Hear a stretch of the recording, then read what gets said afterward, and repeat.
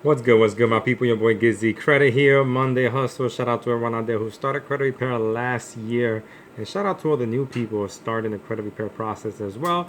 Busy season is upon us for credit repair. A lot of you will be getting, hopefully, if you're not in the government shutdown, your tax returns, and you will be investing your money into yourself, back into your credit. Anyways, got results for this customer from San Antonio, Texas, who started back in November. So in 2 months, we were able to remove his bankruptcy off of his Transunion. Now, many of you see this screenshot and don't see an actual paperwork because we dispute TransUnion online, just like we do Equifax and Experian. All three bureaus, we always try to dispute online because we know we're going to get fast results. Congratulations to this customer. If you're looking for a credit repair quote, you already know what to do. DM me your email address and I'll send you my info.